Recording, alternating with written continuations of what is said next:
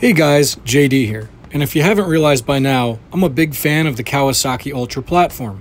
But today, I'm going to tell you the top 5 things I don't like about the new Ultra 310s.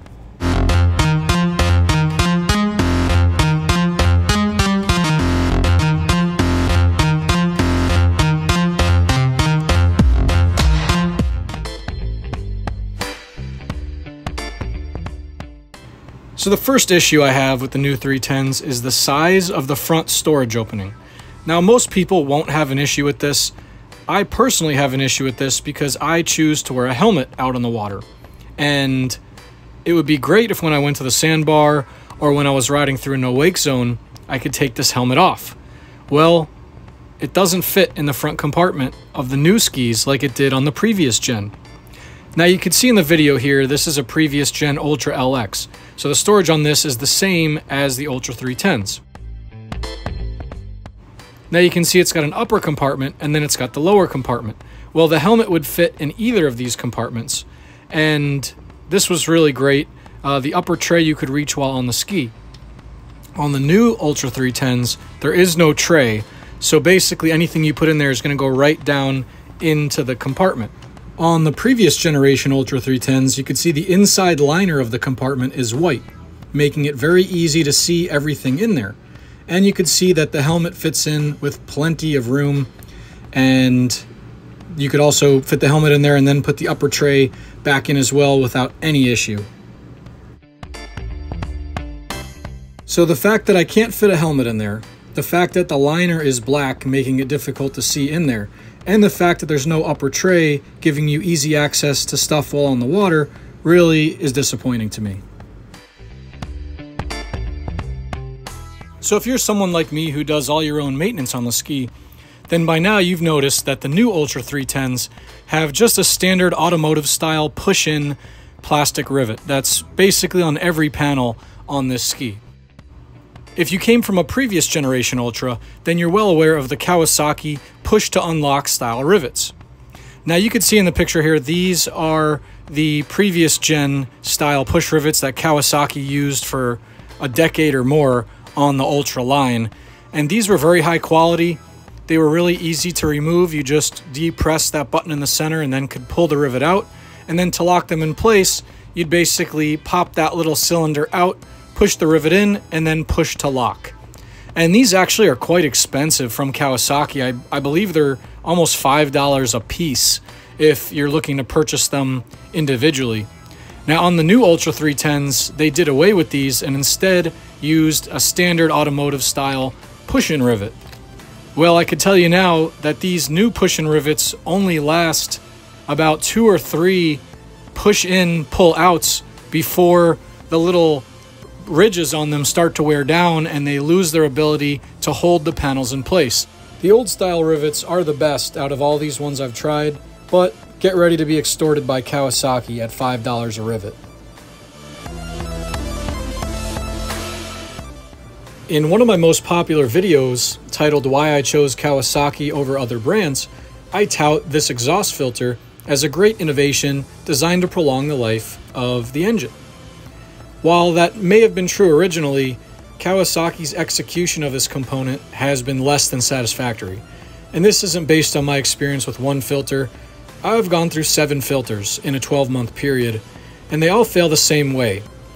Where the cylinder for the filter is welded to an outer stainless steel bracket, the welds fail.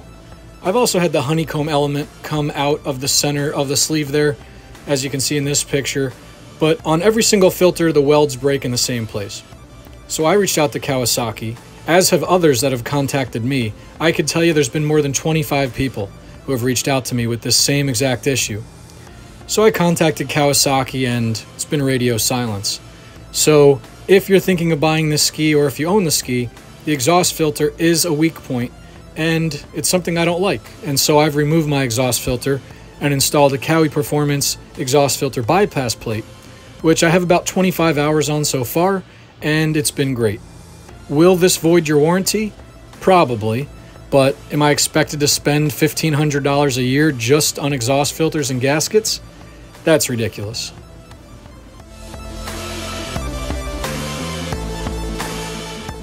the rear grab handle. Now, on the previous generation Ultras, they featured a really strong and durable grab handle, while this one on the new Ultras feels pretty flimsy.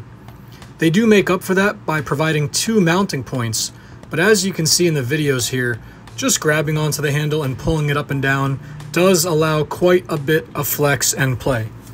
Now, I've been using this handle for over a year now to climb on and off the ski, and it hasn't broken or caused any damage to the ski, but just that flimsy feeling of it is not very confidence inspiring.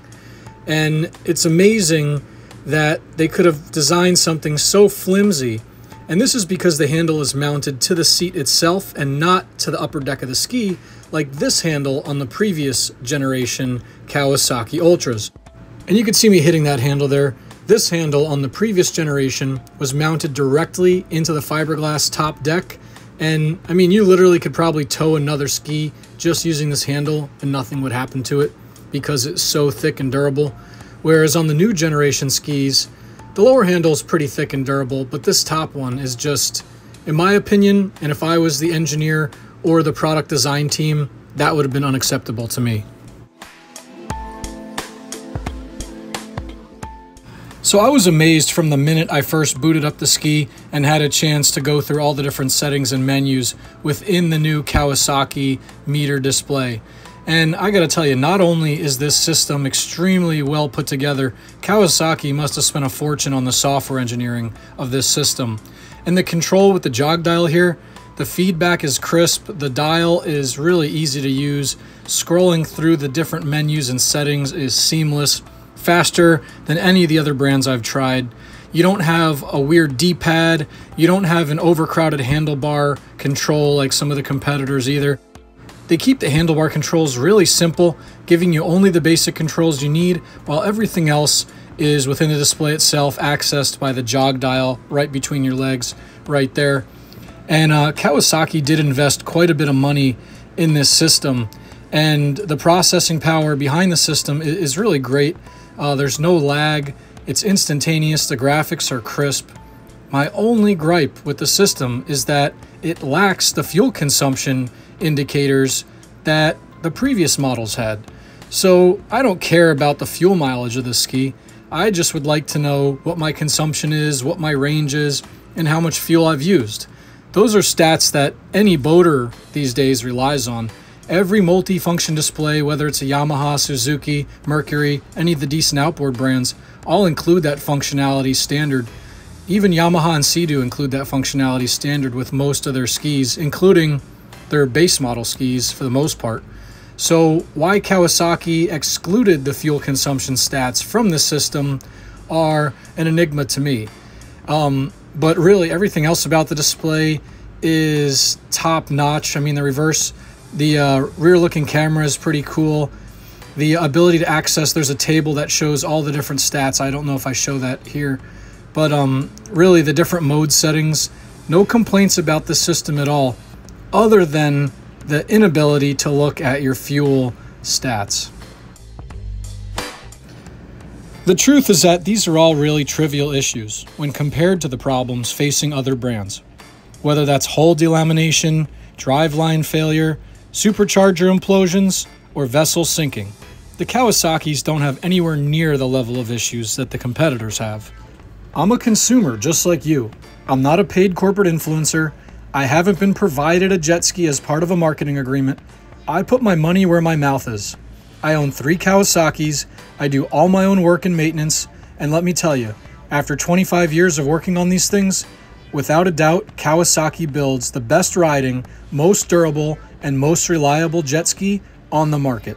In fact, the only real jet ski. So whether you already own a Kawasaki or are thinking about buying one, keep this truth in mind. Kawasaki has been building personal watercraft in the United States since 1973.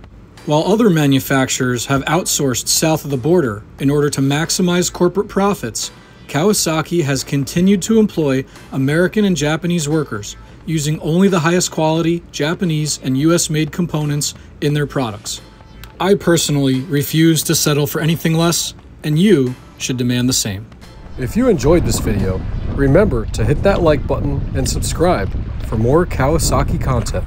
only on JD's Water World.